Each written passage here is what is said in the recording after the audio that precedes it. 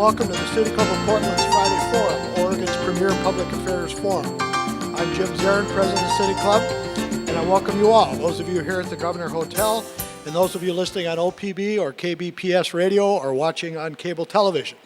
Thank you for joining us for this week's Friday Forum on this, the 8th of May, 2009. Today we welcome a panel of guests who will address the key ingredients for economic prosperity and growth in Washington County. But first, some announcements. In consideration of those sitting close to you and those in our radio and television audiences, if you've not already done so, please turn off your cell phones and any other devices that might make noise. As always, we offer our appreciation to our Friday Forum corporate sponsors for this quarter, without whose generous financial support these time-honored City Club Friday Forum luncheons would not be possible. Our corporate sponsors for this quarter are Portland General Electric, the law firm Schwabe Williamson & Wyatt, and Northwest Natural. We thank them all for their support.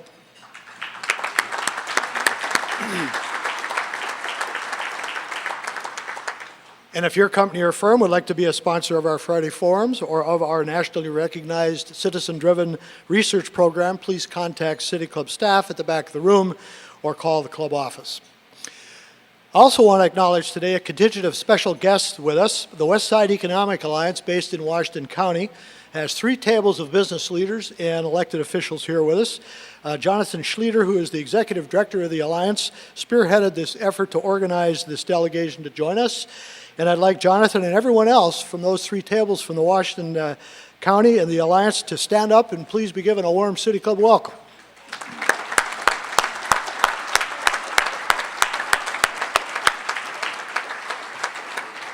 You know, this kind of organizational collaboration through the region and state is what City Club is all about, and we're very pleased to have our friends from Washington County with us here today. Welcome. May is the final month of the City Club Spring Membership Drive. This is a very important effort, especially this year as the club is filling an operating deficit that we are facing due to the economy. Between recruitment of new and lapsed members and supplemental contributions to our annual fund from club members and supporters, we are making progress in filling that budget gap, but we still need your help to finish the tasks. For those who value the City Club and its many and long-standing contributions to this city, region, and state. So for those of you who are members, please try to recruit at least one person from your table today to join City Club. This is where I ask you to look around. And for those of you who are not members, who are not current members, please consider joining or rejoining City Club today. The club is waiving its $25 one-time registration fee for those who join during this membership drive. In addition, when any club member signs up a new or lapsed member to join, both the recruiting member and the new member receive a voucher for a free Friday Forum of your choice. And finally, the person who recruits the most new members will receive a dinner for 2 at the new Nel Centro restaurant opening at the Hotel Moderna in downtown Portland later this month. Membership forms are available in the back of the room from the staff, or you can join online or by calling the club's office. And speaking of members, we have one new member with us today, Heidi Wilcox from the PCC Foundation, the Corporate and Foundations Relations Officer. Heidi, if you want to stand and be welcome. Glad you're here.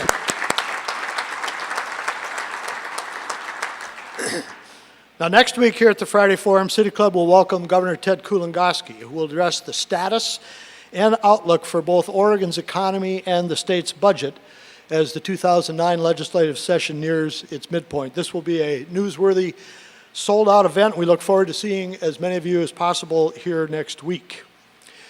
Now to today's program. Washington County, with an estimated 520,000 residents, is the second most populated county in the state of Oregon. It is seated on the fertile plain that attracted farmers even before the first wagons headed to Oregon over the Oregon Trail, and indeed agriculture is still a major industry in the county. But today, Washington County is also the home of significant companies employing tens of thousands of Oregonians. Such companies as Nike, Leupold and Stevens, Columbia Sportswear, and Reese's Fine Foods. Yet it is the electronics industry in Washington County that today is the dominant factor in the county's economy. Indeed, the development of Oregon's so-called Silicon Forest in the 1980s and 1990s resulted in the creation and growth of many high-tech companies and enterprises in the county. Although headquartered in California, Intel has its largest contributions of employees in Washington County and is the largest private for-profit employer in the state of Oregon. And now cutting-edge solar companies, solar energy companies such as SolarWorld are moving in and developing a whole new cluster of economic activity in Washington County. So how did this all happen? What role, if any, have government economic development efforts and other government decisions played? What have the companies that have located and grown in Washington County done to help contribute to the continuation of the prosperity? And finally, what really is the future for renewable energy industries like the solar industry in Washington County? Well, today we are fortunate to have with us a panel of speakers who are well suited to address these kinds of questions. Our first panelist to speak will be the chair of the Washington County Board of Commissioners, Tom Bryan.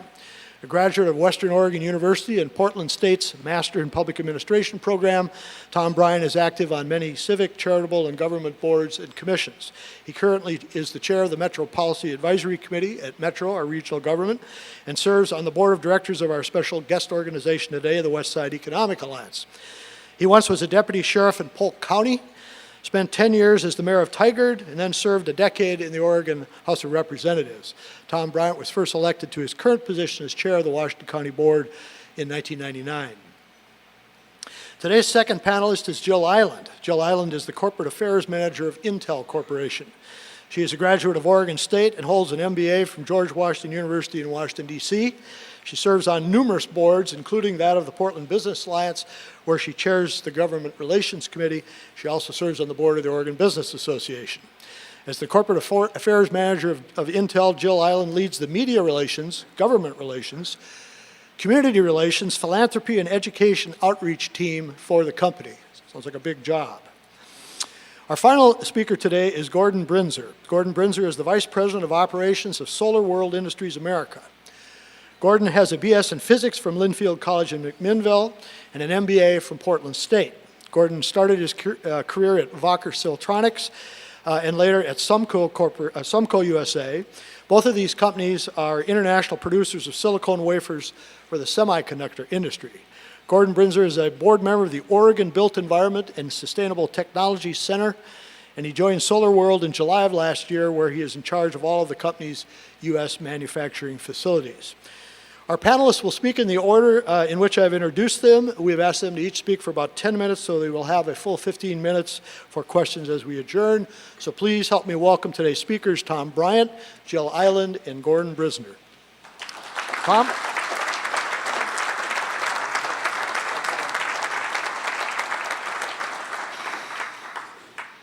Thank you, Jim. I really have nothing to add. Welcome everyone, and I really appreciate this opportunity to be part of this great panel to talk about Washington County and our economy. I want to thank West Side Economic Alliance for bringing 3 tables of monitors. And I see a lot of friends out there and legislators and so forth, and it's good to have you here. I want to very quickly cover a little bit about demographics, a little bit about our philosophy, and then talk about our role in the local economy. As Jim had referred to, Washington County is about 530,000 population now. It's been growing rapidly at the average rate of about 1,000 people per month, ranging from 800 to 1,200. Our population lives in about 15% of our 726 square miles, the other 85% remaining farm and forest. We have 200,000 people living in unincorporated Washington County, so they're outside of city limits but inside the urban growth boundary. It creates a lot of unique situations for our governance and our interaction with our partners. But behind high tech and apparel, agriculture remains our third largest industry. So we highly value that. In the swirl of high tech and all these wonderful things we are fortunate to have, we also deeply value our agricultural heritage and the current presence. Our employers, our private sector employers, generate about $11.7 billion in payroll, which is about 20% of the state payroll. As a government, we have a written business plan that's been in place over 20 years. It defines our mission, our core services, and our philosophy. We competitively contract out for a wide range of services, more than any other county in the state. We have the second lowest employee to population ratio. I think Columbia County is ahead of us. Surveys indicate a high satisfaction level with the services they receive from the county and a high quality of life. So we're very pleased to still be achieving those. We have been successful as a government and as a community because we plan for the future and maintain a focus on achieving our goals. We behave as partners and enjoy a tradition of collaboration as partners and enjoy working with particularly our cities, our special service districts, our businesses, our nonprofits, our legislative delegation, both state and federal, and metro. We run our government as much as possible as a business. Businesses, regardless of size, need the basics: available land, sewer, water, and transportation. They also want good schools, qualified workforce, and a quality of life, parks, cultural and recreational opportunities, and safe neighborhoods. None of these community assets happen by accident. It takes planning, including a lot of creativity about the future we want. But our legacy involves more than dreaming. We turn dreams into plans and have been rewarded with the public's continuous support. Washington County voters have approved successive property tax funded levies for public safety and libraries consistently over time, as well as street improvements that have relieved congestion and helped us deal with our growing population. Urban Washington County ratepayers have invested in modern sewer treatment plants to handle our growth and clean up our rivers and streams. And of course, our voters have consistently supported our schools. Planning for the future continues. Washington County and its partners are pursuing plans to secure our future water supply by expanding Hague Lake and the Scoggins Dam reservoir. This will double the west side water quantity out of that lake. It'll provide 50-year water supply for residential and business, but also our diversifying agricultural base, and a lot of it, over about 27% of it, for environmental applications. We are at work on the next extension of light rail in the region, based upon the success of the West Side Max and one of the first suburban to suburban commuter rails in the nation. So we're working with local, regional, state, and federal officials to advocate for a light rail extension serving the congested 99W corridor. Good development isn't just a matter of good luck, although we never turn our back on good luck. It occurs when public officials work on a partnership basis with private sector leaders. The development we want and have sought to attract is led by men and women who realize they are better off locating in a quality community where they can achieve their corporate goals and where their employees enjoy living. The signature partnerships we have had have been a real blessing and contribution to our county. Intel, and working with the city of Hillsborough, we've negotiated 3 strategic investment programs with Intel. These agreements will involve nearly $40 billion of private investment, and it's been a significant part of generating 15,000 jobs at Intel, and Jill will tell you much more about that. But we're so pleased to have Intel as an anchor corporation to our community, and providing those jobs ranging from 50 to 90,000 on average, and a lot of them in that range. But also, importantly, Intel operations have acted as a magnet for related electronic industry companies and suppliers, and it's become a key industry sector for Oregon that has helped diversify the state's economic base. more than 65% of all electronic industry jobs in Oregon are located in Washington County. On a smaller but still significant scale, we extended the similar partnership agreements with Genentech, a global leader in the rapidly emerging biopharma and bioscience industry. We now have 124 bioscience firms that have taken root in Washington County. The story is similar in the recruitment and welcoming of SolarWorld, the world's largest solar panel manufacturer, giving us an instant stake and an important stake in the manufacturing of renewable energy products, an industry that is already spread throughout the metropolitan area and has such a tremendous future. Partnerships aren't limited to companies searching for sites. We've enjoyed and worked closely with, for many years, diverse companies such as Tektronix, and of course Nike, to ensure that they had the flexibility to grow and change as their markets and opportunities evolved. We also are pleased to be home for Columbia Sportswear and look forward to our long and continued relationship with them. We recruit and welcome businesses that will add value to our community. These are businesses that want assurance that they will be treated as valued community members. And in return, they contribute so much to our community and to our state. One way we demonstrate our commitment is to conduct public business in a responsible manner. That includes finding ways to fund needed services and public improvements at reasonable rates that are fair to citizens and businesses alike. It also means exercising fiscal prudence as a government and keeping our staff to population ratios in check while sticking to our strategic plan. We cannot afford to do everything, and we don't. What we do, we try to do well.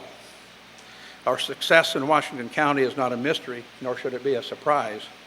We anticipated a desirable future and have worked hard to make it a reality. We have pursued serious negotiations with quality companies that have become part of our community. We have kept faith with our commitments to act as responsible partners. We can continue to be a powerful economic engine for this region and Oregon, but we cannot succeed in isolation. To attract next generation industry and provide for expansion of our current industries, we need employment land within the urban growth boundary. We also need good schools and modern multimodal transportation systems. To sustain a quality community, we will need new and innovative funding tools to invest in infrastructure and the imagination to conceive of governance structures that match the scale of the investments needed.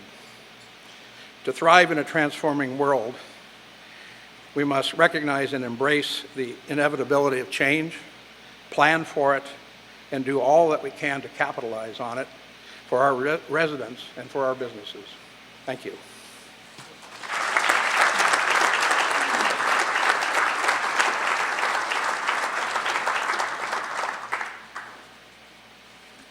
Good afternoon, and thank you all for coming. I guess I'm the kinder, gentler messenger sandwiched in between these two community leaders, so thank you for the opportunity. Just a quick shout out for my Intel colleagues who've joined us here at the front table, and it's this team. If you have any programs that you'd like to talk to us about or student achievement programs that you'd like to share with us, please come over and introduce yourself to these good folks at the end of lunch today. And thank you for our collaboration with Washington County. I see the gentleman who tortures me every January because I have to submit a report to Washington County. Bob, how are you? That explains all of the good things that Intel does do in Washington County each year to justify the tax incentive program that we were attracted to Oregon with in the beginning. And so thanks to my Oregon State colleagues who are here as well. I dressed in my Oregon State colors today to warm this up just a bit. So I want to first thank Chair Tom Bryan for the leadership that he has played in the economic development of Washington County. I'm one of those weird Native Oregonians. And I just wanted to take a quick show of hands. I know we have radio guests as well, and this won't translate to them, but with the exception of my Intel colleagues and my colleagues from Washington County, may I see a show of hands of how many of you have been out in Washington County in the last 30 days? Len Bergstein, thank you. But I just want to spend a few minutes that I have today telling you why Intel has chosen to invest $15 billion in Oregon since 1974, and why this site has become our largest and most comprehensive site anywhere that Intel operates in the world. So again, thanks to those who braved crossing over that county line into Washington County today. Obviously, local governments are partners in Intel's success. By working hard to understand the needs of our business and our workforce, by recruiting and retaining good corporate citizens to the county, by advocating for the importance of trade and the need for efficient and cost-effective government services, they attract companies like Intel and SolarWorld. So let me just bear with me a moment on some little history. So Intel's story in Oregon began in 1974, but the corporate story began in 1968 while I was a student at David Douglas High School. Two American entrepreneurs, Gordon Moore and Robert Noyce, founded Intel. Andy Grove joined them shortly thereafter, and the three men led Intel's development of a new type of computer memory based on silicon technology and Moore's law. And Jim, I just have to tell you, it's silicon, not silicone. That's used for something different.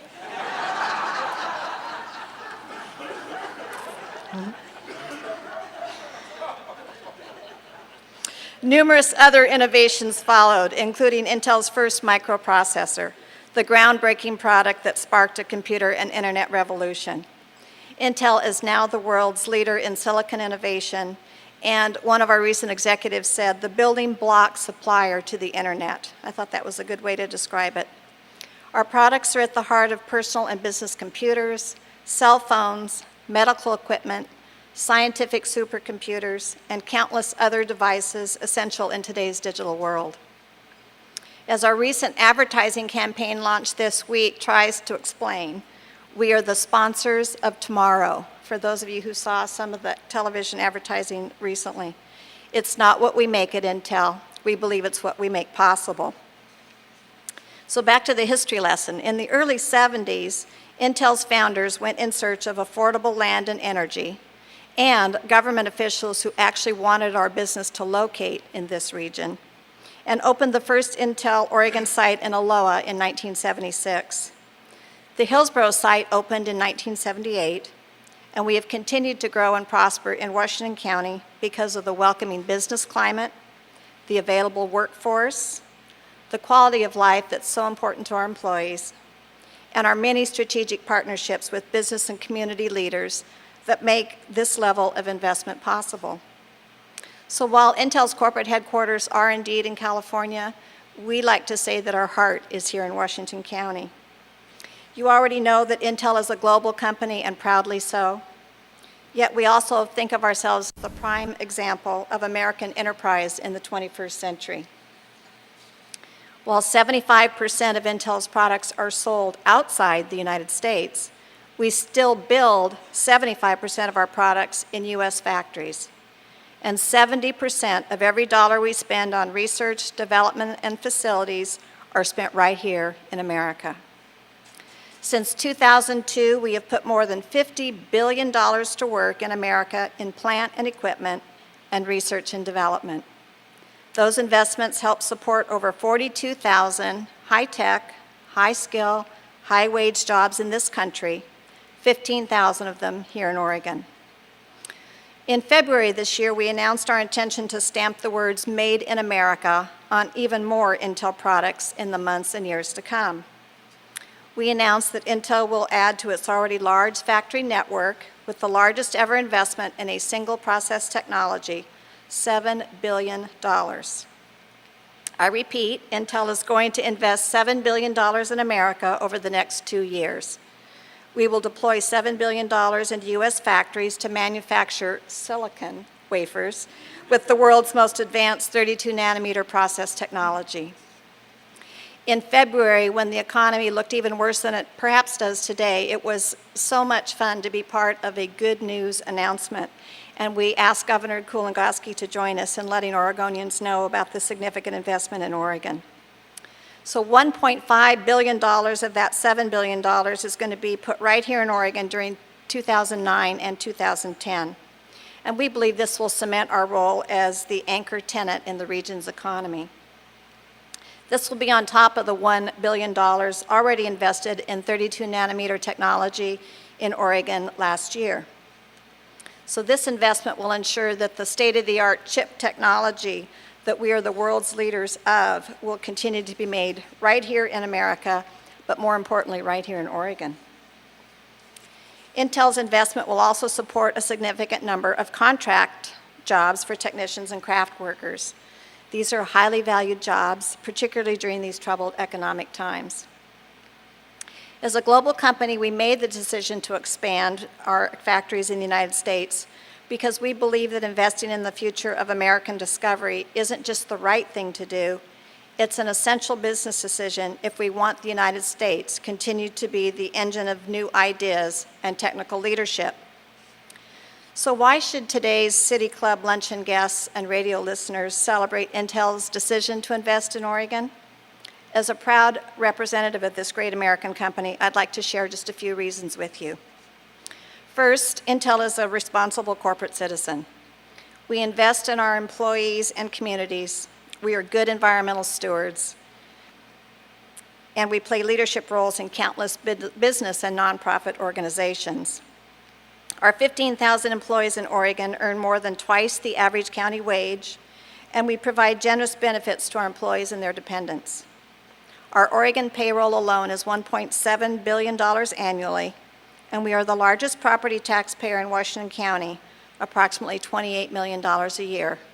And I always take a moment to drop that check off personally to Bob every spring. Intel is also a leader in environmental sustainability. Last year, we were named the technology supersector leader on the Dow Jones Sustainability Index for the 8th year in a row. And just last week, Intel was named the #1 purchaser of green power in the U.S. for the 2nd year in a row by the Environmental Protection Agency. So we obtain nearly half of our energy from wind power, thanks to our wind companies who also came to Oregon.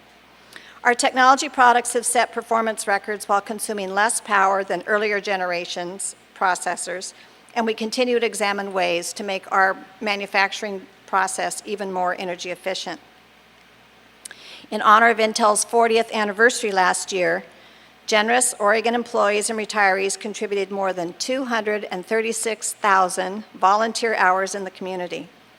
This generated an additional $1 million in contributions to nonprofit organizations throughout Oregon through the Intel Involved Matching Grant. And in fact, we're so proud of that we are having a community celebration on May 15th in Pioneer Courthouse Square from 11:30 to 1:30 if you would like to join the festivities. In addition, Intel employees and retirees donated over $2.7 million through our community giving campaign. And with the Intel Foundation match, more than $5.9 million was handed over to the United Way of the Columbia Willamette to support some of the neediest people in our communities. We donated $6.3 million to Oregon schools and community nonprofit organizations in 2008. And of that amount, $1.9 million was donated to K-12 education, and another $1.5 million went to higher education institutions. We have strong partnerships with Oregon State University, University of Oregon, Portland State University, and Portland Community College. So I'm glad to see all those good groups represented here today. And this year, we're proud in Oregon as well because the winner of the Intel Science Talent Search is from Oregon. It's a national competition.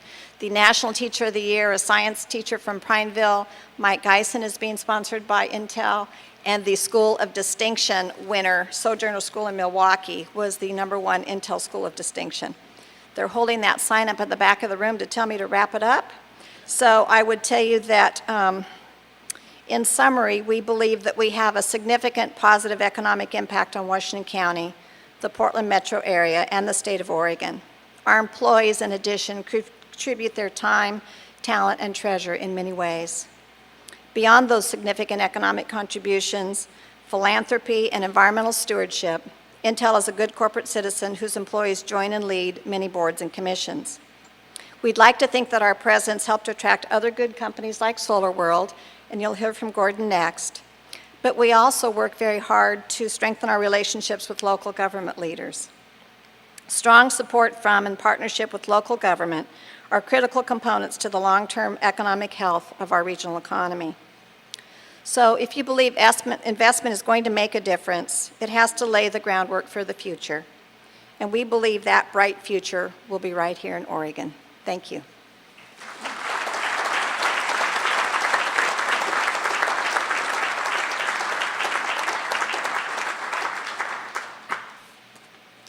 Okay, good afternoon.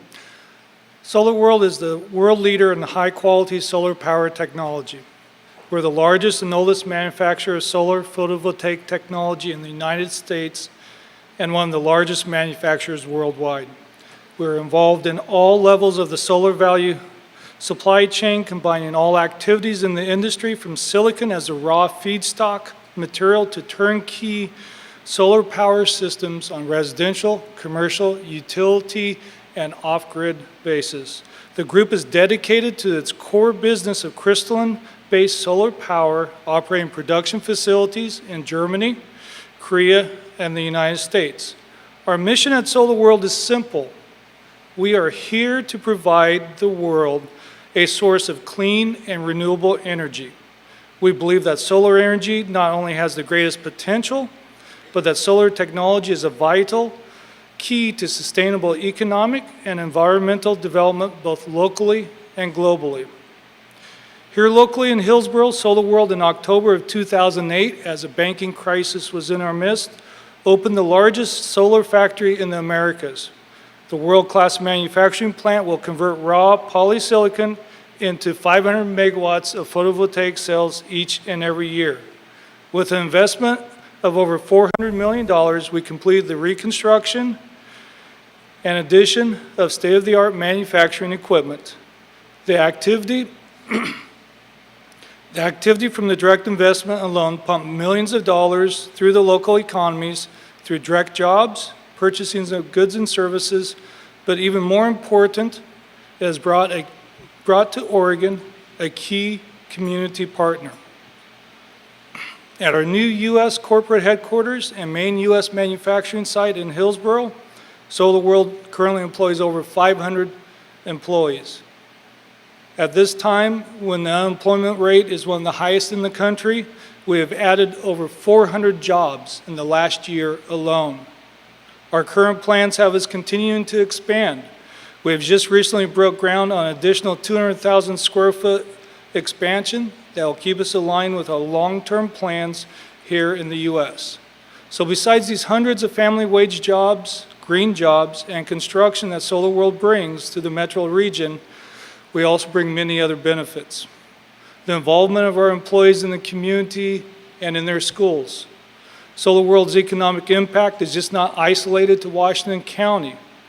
It clearly has a multiplier effect throughout the metro region and throughout the state of Oregon.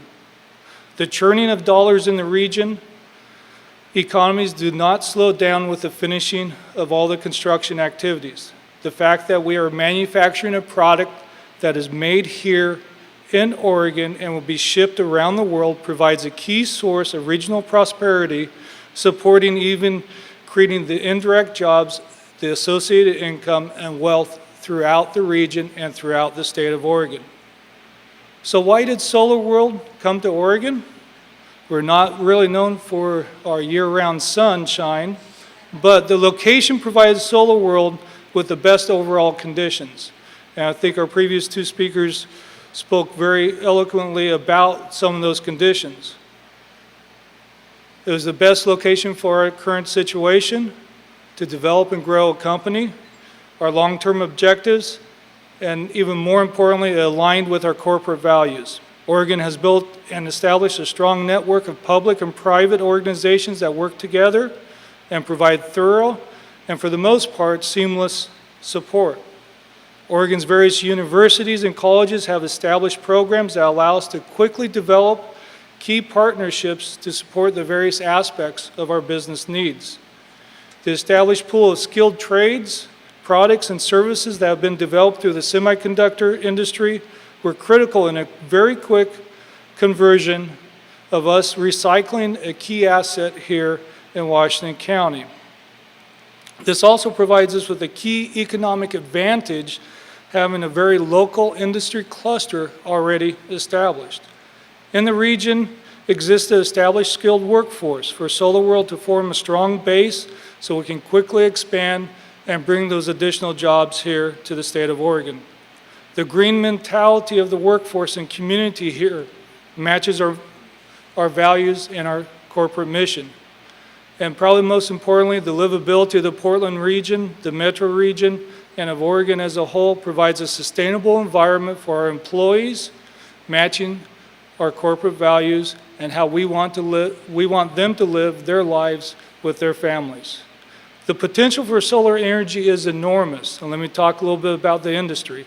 In the U.S., where crystalline photovoltaics was invented in the mid-50s, where once the U.S. was a leader, today only 0.05% of our electrical needs are met with solar.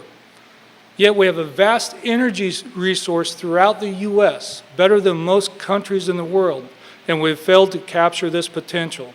In the next 20 to 30 years, the electrical consumption, by many estimates, is expected to double. And at the same time, the same estimates indicate 2 billion individuals will be without electricity still in the world, and without an equal opportunity to enjoy some of the features the rest of us do. Here in the U.S., we are addicted and dependent upon a source of energy that's not sustainable. The finite fossil fuels, the military conflicts, the pollution, the significant impacts of climate change are visually obvious to us every day of the year. All the signals indicate that we have a crisis in our energy portfolio that has very sobering realities. The proven technology for the solution is here. The opportunities to make change happen are here in our own backyard. In February of this year, President Obama signed into law his first major piece of legislation that included the authorization that some estimates show up to $60 billion will be dedicated to solar power. The focus of the package is twofold. One, on the creation of green jobs right here in the United States. Second is to begin addressing the energy crisis at hand. No matter what estimate we use, each one shows that many thousands of jobs will be created from the stimulus focused on solar energy. The competitive landscape for the stimulus and the resulting jobs is fierce. The metro region, Washington County, the state of Oregon has the infrastructure, has the individuals, has the leaders that could allow Oregon to not just settle for a piece of the pie this time, but to actually be a leader in this critical initiative. Portland did not reach the ranks of the most livable city by accident. It took visionary leaders at all levels of the community and every community around the metro area. Those leaders have had a strong desire and vision for the future. A similar point in time exists today. We did have a head start. The region has a solid position to take advantage of this next revolution of a green economy and drive the required changes to make Oregon a center of excellence for renewable energy, providing a bright future not only for Washington County and the metro region, but for all of the state. At SolarWorld, we know that Oregon has the potential to be the driving force in this economy. That's why we ended up here in the state. It will take more. Each and every one in this room, each and every one of us listening today must make the commitment and make the required changes at both the local and state level to lead Oregon to be a significant force in this new economy of tomorrow that enables global change, that will make a difference today, and more importantly, will make a difference for the generations to come. We have the opportunity, the technology does exist, the potential is here, and we have the tools right here in this region. This opportunity will not come along again. The livability of our future generations are more than ever teeter on our actions that we take in the coming days and years. SolarWorld has taken the risk to manufacture it here in the United States because we believe in the potential, we believe change has to occur, and we believe in the community and the individuals here in Oregon and their ability to make this happen. Thank you.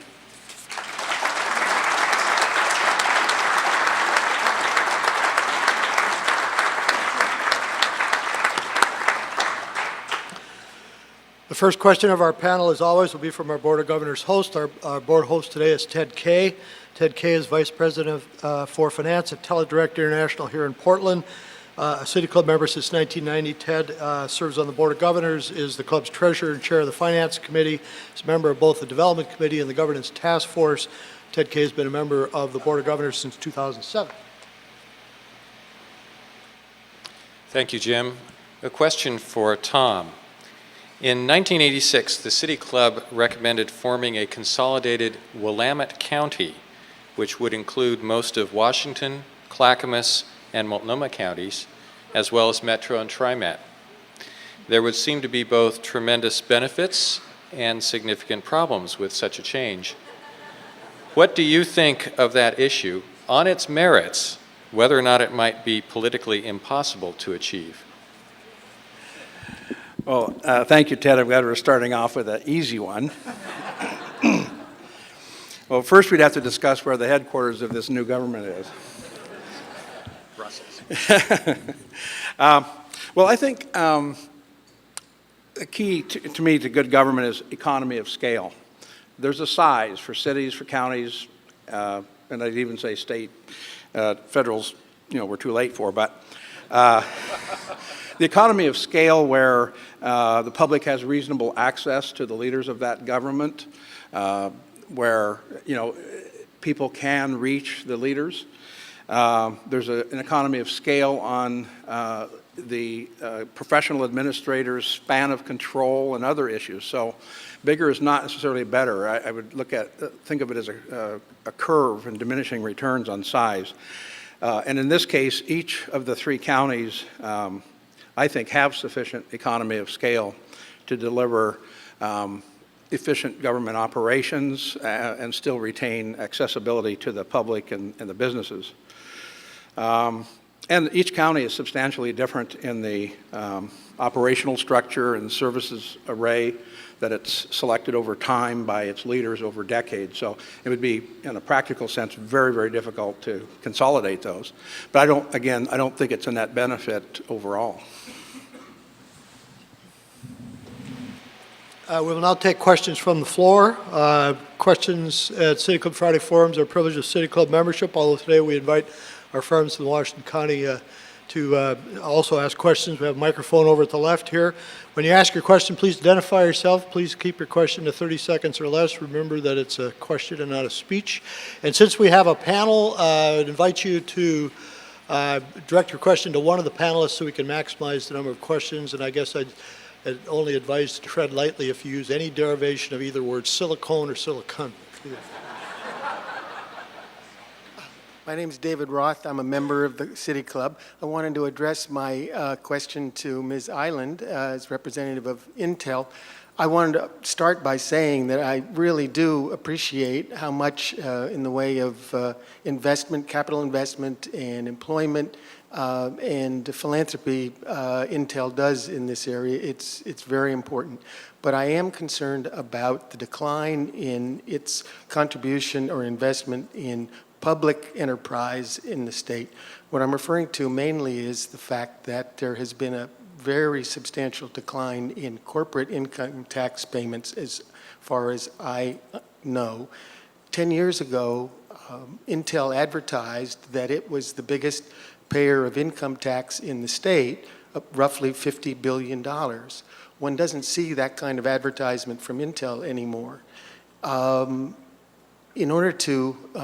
But one can infer that Intel is actually down there at the bottom paying something like the minimum income tax of $10 because Intel has been selling its energy conservation tax credits.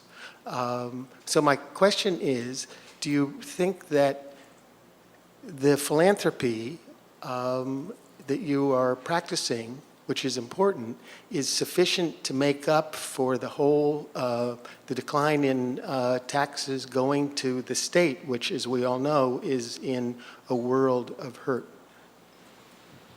Tom, I think that question was harder than yours. I'm very proud of Intel's record and contribution in the holistic sense, and I think that the corporate income tax payment is a small portion of what makes me proud to work at Intel. In addition to the property taxes and the payroll, we have both direct and indirect positive economic impacts in the region and in the state. As you know, we are members of many business associations because we are such a large employer, and we are willing to have an open conversation about an appropriate rise in the corporate minimum tax in Oregon. Intel is at the table trying to help lead that discussion. Not all of our corporate brethren are along there with us, but in fact, we know that because of the money that our employees spend on cars and houses and transportation and medical supplies, that we are net contributors of economic wealth to the state of Oregon. So again, I would ask you not to limit that one factor, and know that Intel is working with a host of other business associations to address the corporate minimum and the potential $5 billion shortfall in the state of Oregon.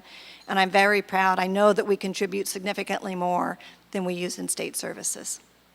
Thanks. Chris Allman, City Club and Oregonians for Renewable Energy Payments member. This question is for Gordon Brinser. SolarWorld President Boris Klebensberger has said that the best policy to stimulate solar production is a feed-in tariff that has been so successful in Europe. There's currently a bill in the Oregon legislature for a feed-in tariff law in Oregon.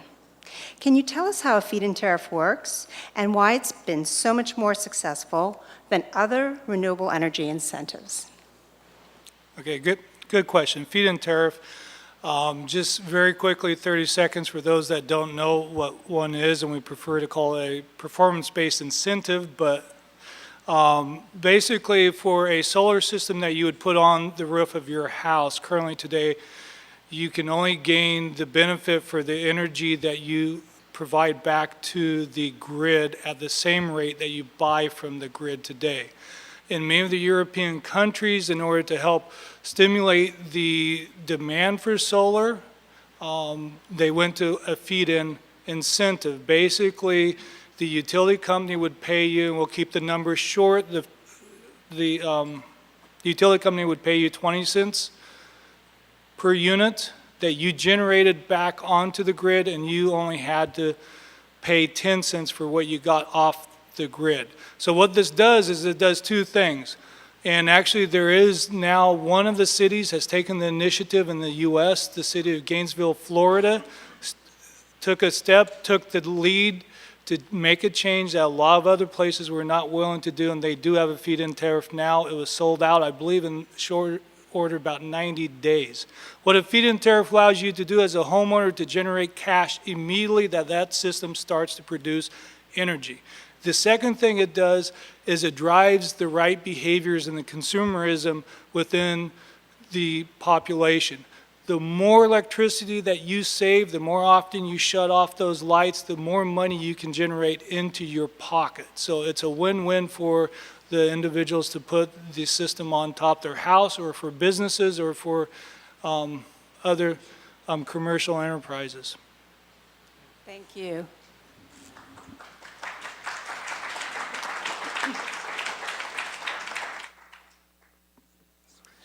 Steve Novick, City Club member. Chair Bryan, because of your economic success, Washington County, largely through the personal income tax, contributes a disproportionately high share of the state budget. But when the state cuts its budget for education, healthcare, senior services, public safety, you get hit as hard as anybody. Governor Kulongoski will be here next week. What advice would you give him in terms of what kind of mix of cuts to schools, healthcare, public safety, and potentially revenue increases would do the least damage to your constituents in these tough economic times? These just keep getting easier. Well, having served on Ways and Means, I wouldn't, but not having lived down in what we used to call the hole every day, this term, I don't want to second guess them too much. You're correct, Steve, in that we are one of the largest, as a county, contributors to the income tax collection, and we don't get it all back. And, you know, to a degree, although we're always down there fighting for it, we understand that, and we're fortunate to have the economic base that we do compared to a lot of the communities around the state. As to their budget situation, you know, I've told friends and colleagues that, you know, I do think the legislature has to dig in and make some serious cuts, and no doubt they will. And, you know, cut and cut again and get, but there's going to be a range, I think, this is just my personal opinion, where, you know, after you make real cuts of 12 or 15%, not the 30 that they've asked agencies to show, which I think is a legitimate request, but at some point there, at 15% or whatever of real cuts, somebody has to stand up and say, that's enough. You know, and I've called it a TIA time, where you do your best, you actually respond to the economy, you cut the budget. You know, we live on income and we get hurt when income goes down. That's reality. But at some point, when you get into the K through 12 and the safety net and so forth, you have to just say that's enough. And then, you know, you just have to use your credibility and use your spine and say, we're going to do a 1% income tax surcharge for 2 years, or whatever the number has to be. But there's going to be a number there. I'm just picking 15% out of the air, where you just say it is not good for Oregon to go past this point. And you say, you know, live by the sword, die by the sword. We're a one-legged stool, the state budget, income tax, 80, 90% of the entire budget. And we draw the line here. That's what I do.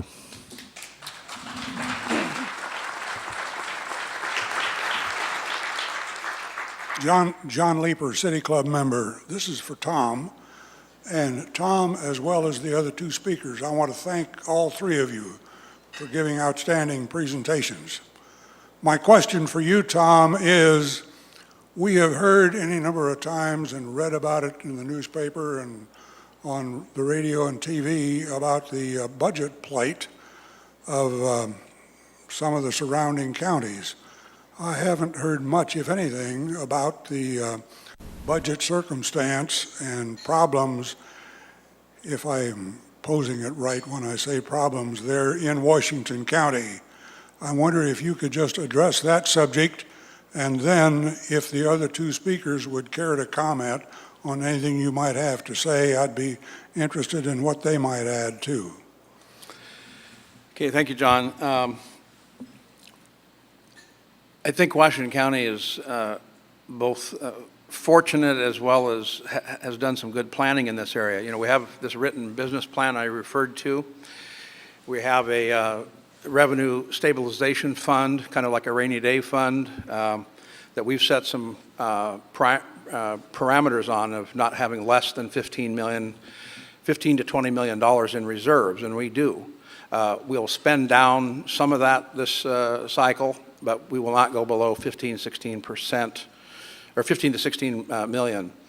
And you know, we saw what was coming. I mean, well, not in its intensity, but we knew things were happening late last summer.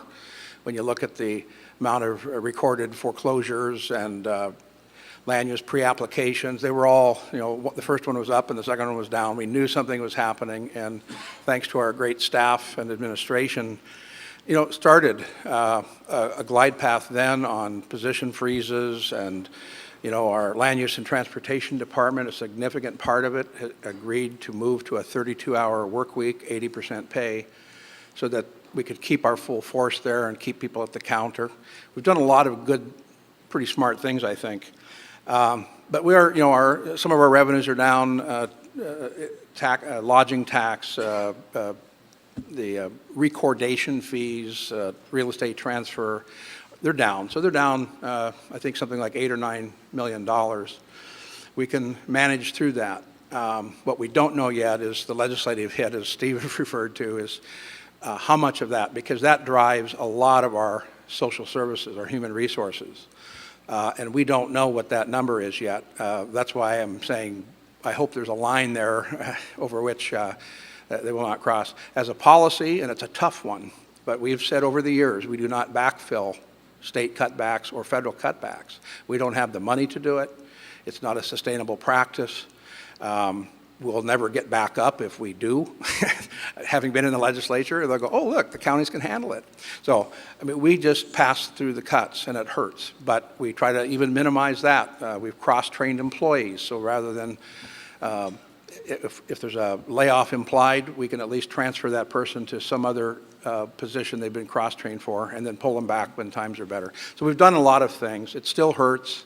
There will be people who do not receive the services that we've been able to provide in the past. But at the same time, you know, I think we're fortunate that it doesn't sound like we're going through some of the experiences some of the other jurisdictions are doing. Dennis Cusack, City Club member. Tom, I think you're a popular guy. So I think I'll ask you this, but I'd be interested in others as well. There were only, I was surprised, I guess, in the presentations, there were, I think, 2 somewhat passing references to post-secondary and higher education. That surprised me, because I have to believe that the roles that those institutions play in Washington County is absolutely critical. I think of Pacific University, Portland Community College, which I think now has almost 20,000 students in Washington County. Oregon College of Arts and Craft, OHSU, and I'm sure I'm missing something there. Can you talk about the role that they play? What's the future? And it seems to me that in the past that Washington County hasn't necessarily been one of the strongest supporters of PCC, for example. Thank you. Thank you. Well, we enjoy a very positive relationship with PCC. The Rock Creek campus, work with them a lot. We have introduced some of our companies like Genentech and I believe SolarWorld using their workforce training, you know, where the company and the school have developed some targeted workforce training for the workforce. You know, as you know, I mean, PCC has their own property tax and then it's state income. And of course, higher ed is all income and no state property, no property tax. So we don't contribute financially to those, but we work closely with them on lots of things. I mean, there's no question higher ed and, you know, community colleges I've always loved because of their ability to educate to a training need and not, you know, to specific job creating, employment creating opportunities. So I think those are great and we strongly support that. We joint ventured some space with PCC right downtown Hillsborough where the county owned the space and we let them rent it for an extremely reasonable fee for their training purposes, so forth. It's right by a light rail stop and so forth. So we look for those opportunities. To be honest, I mean, we're not going to be writing checks to our school districts. We support their efforts all we can, but, you know, we have a mission of an array of services. That's what we do, and work to support the schools, but we're not in a position to write checks to these institutions. However, Intel and SolarWorld do write checks to our school districts, K through 12 as well as our higher education institutions. We have robust scholarship programs at the major universities, and we have a very fine working relationship with Portland Community College on our workforce training and development programs. So when we advocate out there in the public space, we're always advocating for further investment in K through 12 and higher education. We serve on a number of education advisory boards and commissions, and we will continue to make that our philanthropic focus going forward. Sorry, we run out of time, so we'll need to stop there. Please join us in next week's Friday Forum, where we'll hear much more about these state finance issues from Governor Ted Kulongoski. Remember that no one can leave your table until you've figured out who the new City Club member is. The membership table is at the back. I want to again thank our friends from Washington County, particularly from the West Side Economic Alliance. Thanks for being here today. And as we close, please thank our panel, Tom Bryan, Jill Eiland, and Gordon Brisner. We're adjourned.